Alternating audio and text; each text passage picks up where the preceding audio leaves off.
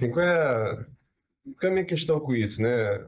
Pensando no modo como as pessoas se enxergam e como elas são percebidas pelos outros, né? Isso está presente, eu vou fazer aqui o advogado do diabo, né? Em alguns testes psicométricos, né? Como quesito de autodescrição. Se você se considera muito, um pouco, considerável, depende da avaliação. E eu sei que eles têm alguns quesitos para meio que burlar essa coisa de meio que assim, a pura subjetividade de quem está se descrevendo. Mas, assim, convenhamos que é um certo impasse, a gente encontra, a gente percebe isso existindo, que esse é muito mais um critério psicométrico do que existencial, que é a pessoa, por exemplo, que se considera muito divertida e a leitura dos outros é que essa pessoa não é divertida. Mas, de Sim, algum modo, porque a pessoa pode estar se divertindo de fato enquanto todo mundo tá achando muito ruim, né? pode ser divertido ser desagradável, né? Meio que isso. Exatamente. Eu me amarro nisso aqui. Aí a câmera vai para as pessoas assim em volta, ninguém tá se amarrando. Você me lembrou de uma história. É real, mas é anedótica, né? De uma pessoa que eu conheci na adolescência, era um adulto, eu era adolescente na época, e talvez tenha sido a pessoa mais inconveniente que eu já, já conheci na vida, né? Aquela pessoa que ela abriu a boca, vem alguma inconveniência. Mas eu duvido que ele se achava inconveniente, né? E aí a brincadeira que a gente fez, né? Eu com outras pessoas que conheciam ele, a gente criou uma escala, né? Ele virou um absoluto, e aí de 0 a 1 você tinha a escala de inconveniência com o nome lá do fulano.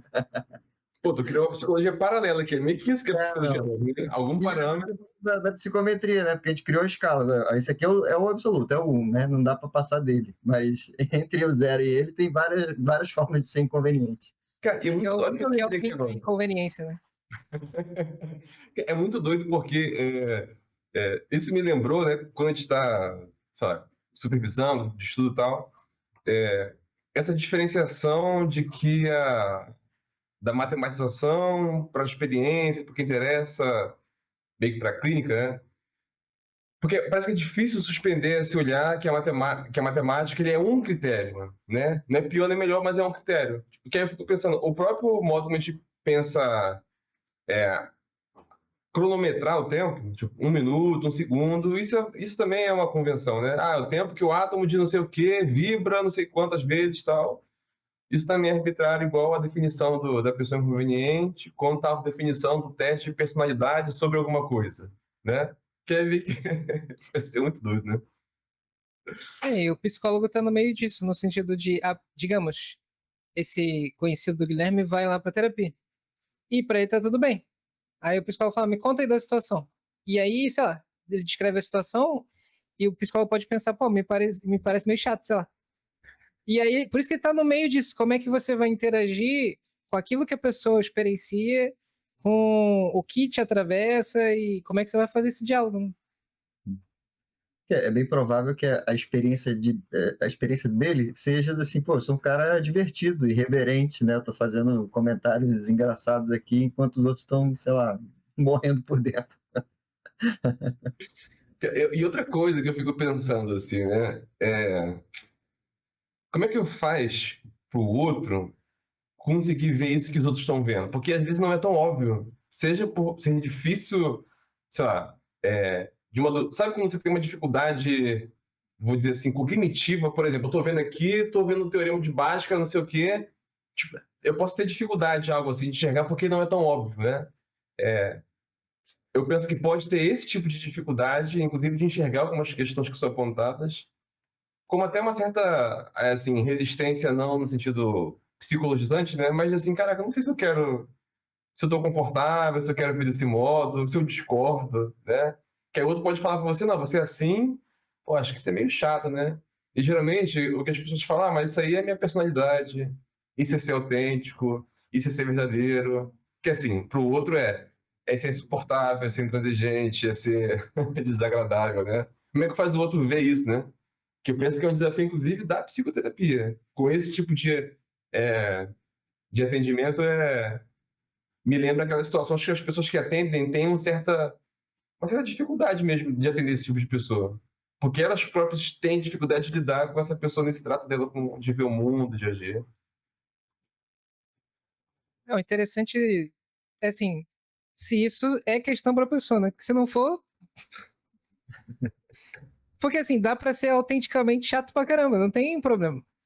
Se não tem problema, né? Tipo, pra pessoa assim, a minha autenticidade é essa, digamos assim, e minha autenticidade é os outros me entenderem como chato. Se não é uma questão pra essa pessoa, assim, tudo bem. Eu me lembrei de um meme agora, só com referências humorísticas hoje, de, lá da jovem que tatuou no corpo intensa e aí anos depois descobre um diagnóstico de borderline, né? Como a pessoa que, como você pode enxergar suas características, isso pode variar muito, né? E variar você na sua própria percepção ao longo do tempo, como os outros recebem isso, ou até a possibilidade disso ter a ver com alguma questão psicológica, né? Sim. O que você tá rindo, Ben? Não, eu tô rindo da parada do diagnóstico, da pessoa se reconhecer como um traço meu pode ser entendido como um distúrbio e vice-versa. Uhum. Sim, só não deram nome pra isso ainda. É.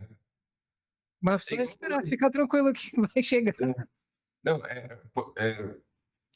eu rio no sentido de alguém que, sei lá, que ironicamente, né, ao mesmo tempo pode se enquadrar no diagnóstico de sofrendo, sei lá, exaustão, né, burnout, pode também ser classificada como uma pessoa, e aí classificada de um modo bom, né, como sendo workaholic. Ou seja, eu crio um termo, um estrangeirismo para romantizar, gourmetizar formas de adoecimento que são um modo como a gente, enfim, né, está estabelecido o modo de trabalhar, o modo de viver, o modo de performar, o modo de agir.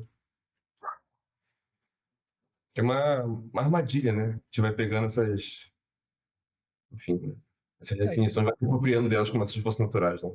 Isso diz muito Esquece. do nosso contexto, né? Porque trabalhar demais não é tão ruim necessariamente do que trabalhar de menos, né? Isso diz muito do tempo e do contexto que a gente está inserido. Tem coisas que supostamente poderiam ser vistas como ruins, mas não são. E por que então, né, como você apontou, a gente naturaliza certas coisas e outras não? E é muito, assim, eu fico também pensando o que é essa demanda e até qual é o critério da performance, qual o critério que a gente adota como atender muito, atender pouco, por exemplo, né? A pessoa que, de novo, está exausta por estar fazendo as coisas que está fazendo e não raras vezes se sente incompetente ou que não está fazendo nada. Para mim isso é surreal. Ela está fazendo uma série de coisas e isso é pouco, né? Na parte atual da minha pesquisa, né? Estou fazendo uma revisão de literatura que já está durando um tempão, né? E eu vejo como que tem, assim, muita produção que é de avaliação das produções. E isso também é parte da pesquisa, porque de algum modo mostra o que a gente está fazendo, o que está sendo feito, como está sendo feito. Isso é coisa pra caramba, né? Isso por si só já é coisa pra caramba, né? Mas de modo geral a gente qualifica e avalia aquilo que é meio que já o resultado da coisa, resultado, como se a avaliação, revisão não fosse de algum modo já demonstrar algum resultado, né? De coisas que estão sendo produzidas. E é uma coisa que é incessante. Mas a gente tende a qualificar como. Eu mesmo, né? Quando eu estou pesquisando, eu fico, essa parte é chata, eu tenho que ficar revisando o que tem se falado, né? Porque eu já queria mesmo escrever a partir de outras coisas, né? A gente é tomado por isso. Interessante como também dá para entender, assim, desse processo de revisão como pura produção pela produção, assim. E eu digo no Sim. contexto de publicar artigo mesmo. Uhum. Um dos jeitos de publicar artigo é comentar os artigos publicados, né? E aí você comenta a produção sobre a produção para ter produção. Cara, Revisão é tipo React, cara. Um React chato.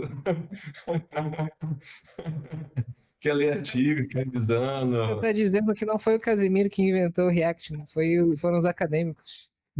Ele faz uma revisão sistemática de entretenimento, entendeu? Certo.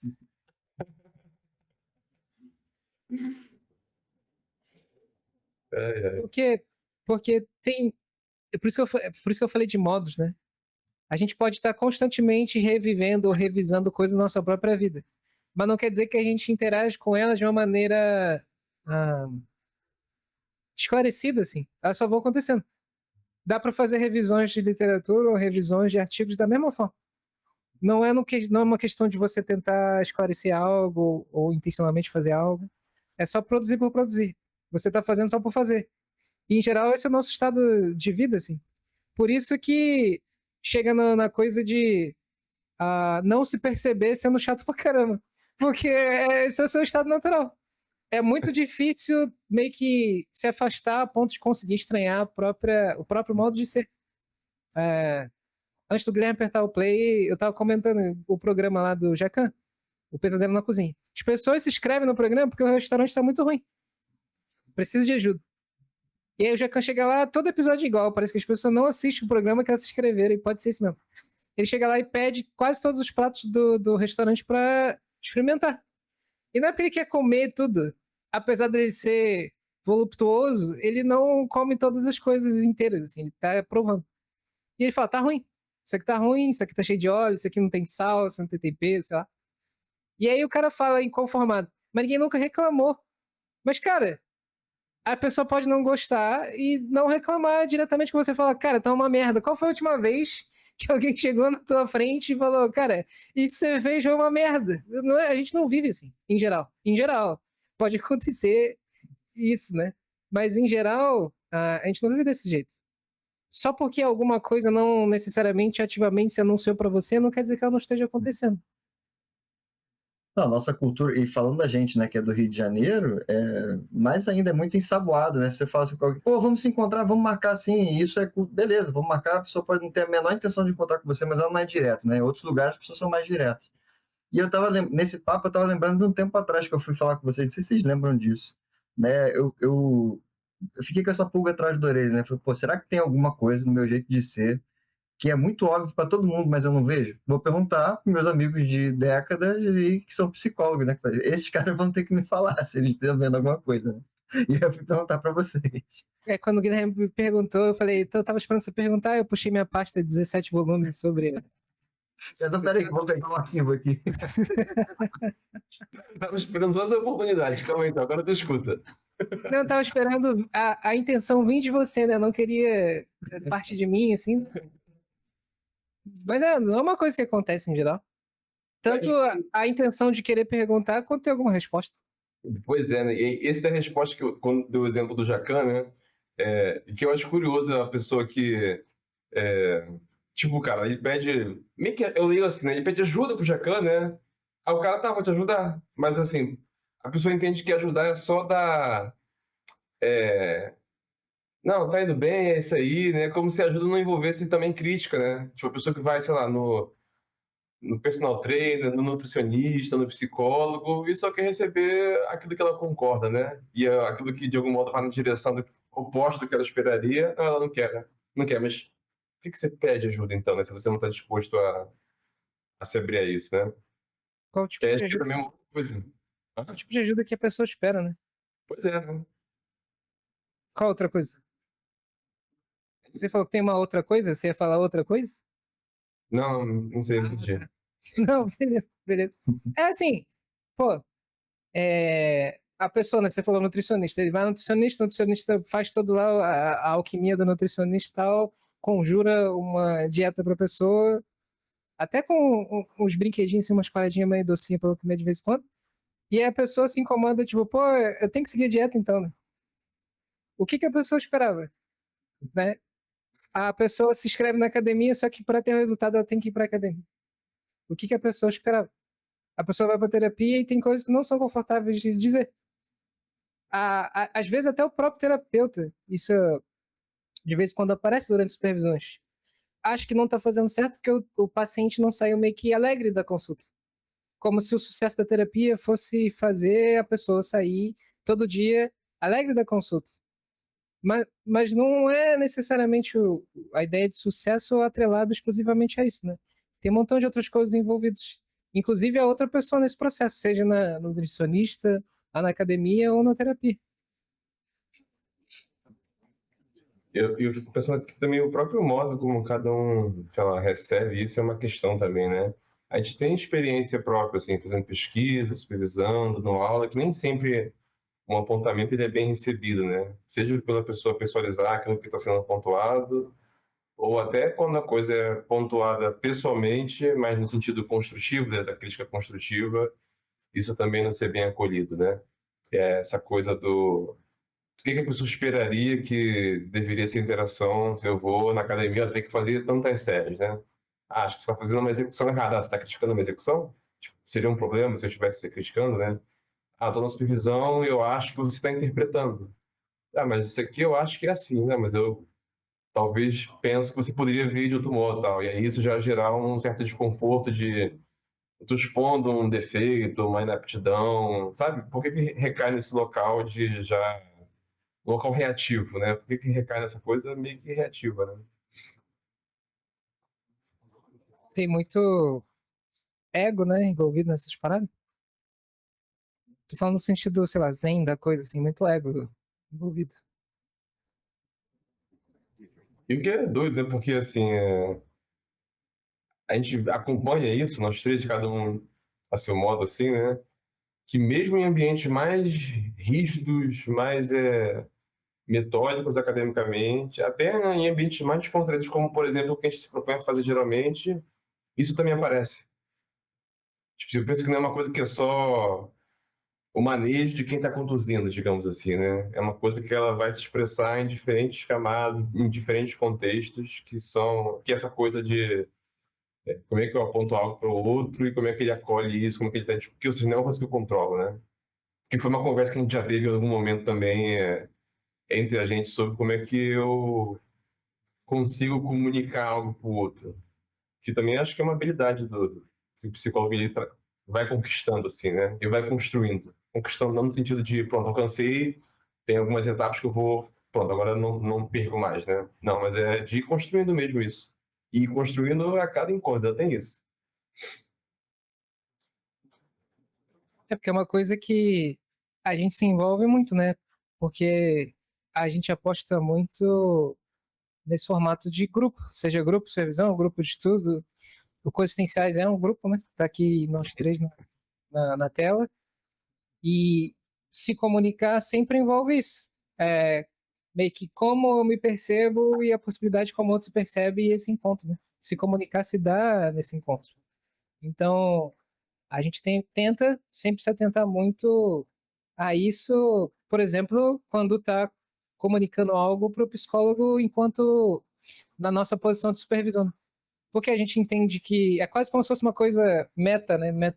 Metalinguística, assim. O terapeuta está trazendo o que ele viu e a gente está lidando com o que o terapeuta viu e o terapeuta tem que lidar com o que a gente está dizendo do que ele viu. A gente tenta se atentar muito a isso para fornecer uma espécie de espaço onde os outros possam se comunicar sem ter muito essa, digamos, armadura social quase de ter que o primeiro movimento que você vai fazer é se defender para dizer que você não está errado. Quando nesse espaço não é isso que é necessariamente mais importante. É estar aberto a pensar aquilo que estava acontecendo durante o encontro do atendimento. Que eu consigo até entender, assim, genuinamente, que em muitas circunstâncias a lógica, ainda que velada, seja essa de correção.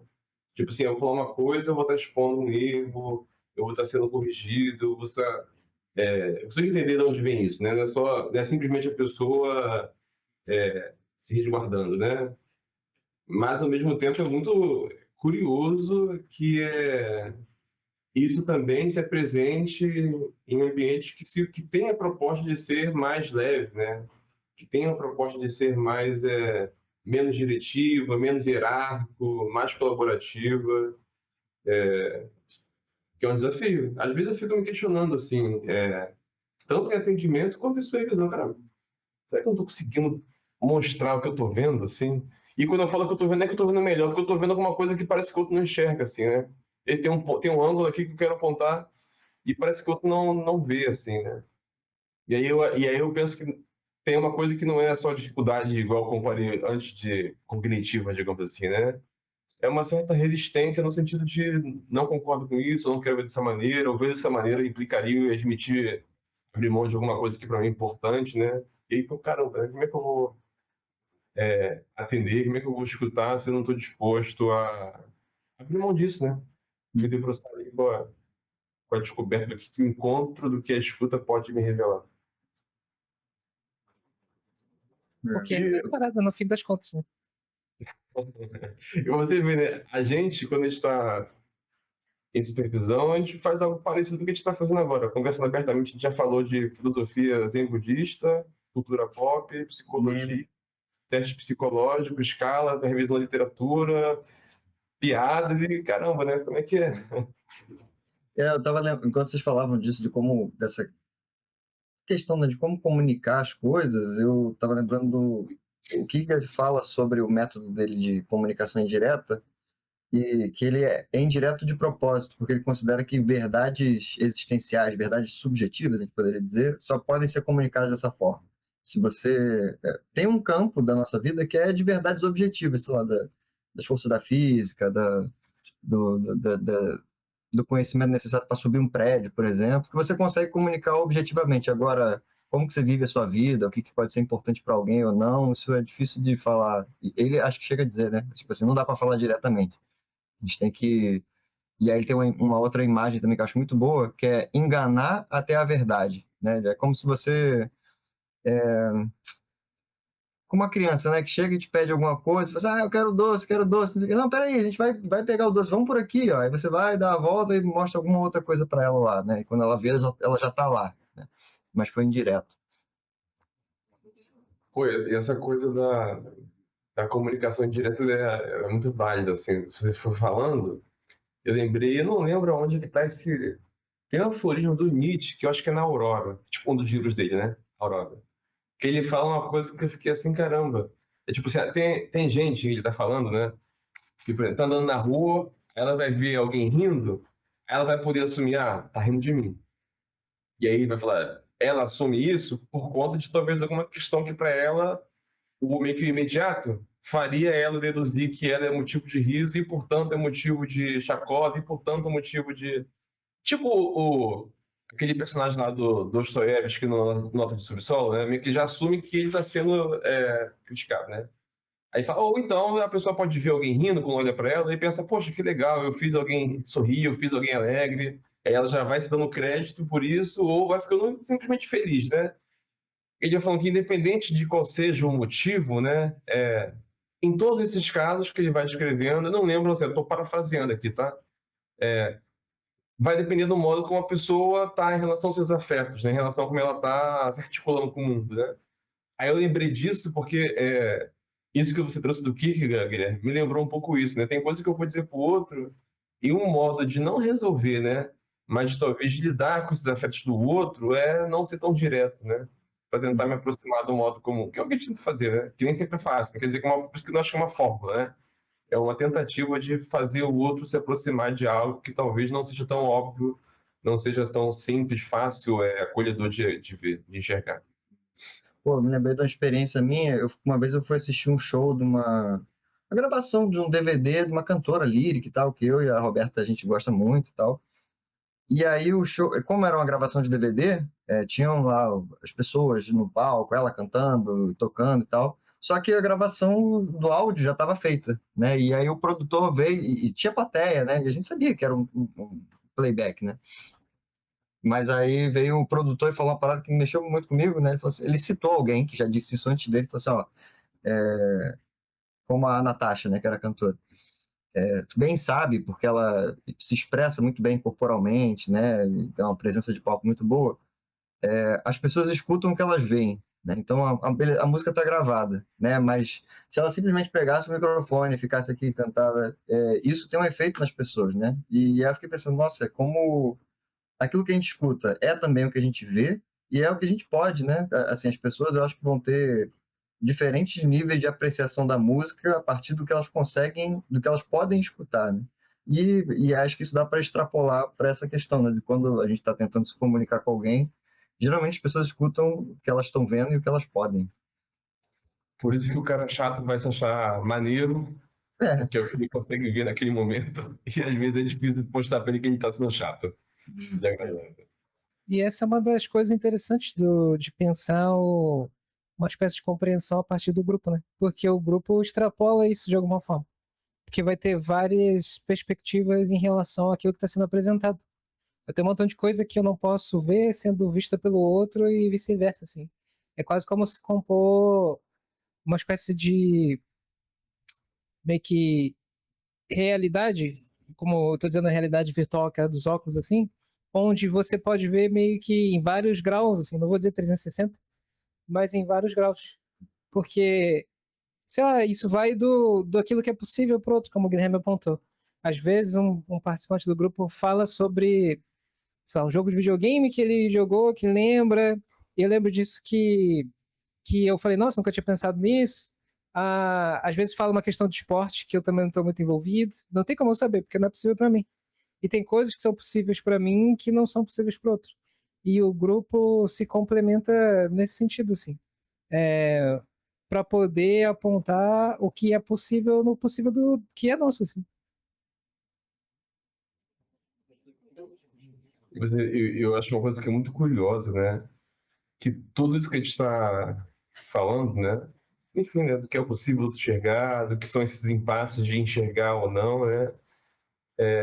Dizem respeito a práticas e preparação de grupo de estudo e supervisão. Que a gente poderia estar por outro caminho, né? Então, vamos falar agora da hermenêutica da faticidade e entender como ser aí se apresenta na sua angústia. Esse é um modo possível também, né? E o que a gente está tentando fazer é falar, inclusive, dessas coisas sem precisar ir por esse caminho que ele é mais distante, rígido, teórico, complicado. Parece que em alguma medida faz sentido para as pessoas, tanto que elas falam isso, né? Aí aparece um montão de testemunha, sabe? É brincadeira, não vai aparecer nada não. Se você tá ouvindo só o áudio, não apareceu nada, né? Nem adianta ver um vídeo. Inclusive, nesse modelo aqui experimental que a gente está gravando um pedaço da nossa reunião, só jogando ideias aqui. Sim, Está pronto. a gente se encontra de manhã e aí dá para chamar isso de uma espécie de café com nós três, assim, porque a gente pensou nesse formato de poder compartilhar um pouco daquilo que a gente troca durante essas reuniões, né? A gente não vai trocar com vocês os e-mails, os formulários e tudo mais, mas a gente troca isso que a gente pensa que pode contribuir para a formação desse olhar, digamos assim, né? Porque a gente falou de perspectivas e modos de ver e tal, para a clínica de vocês aí.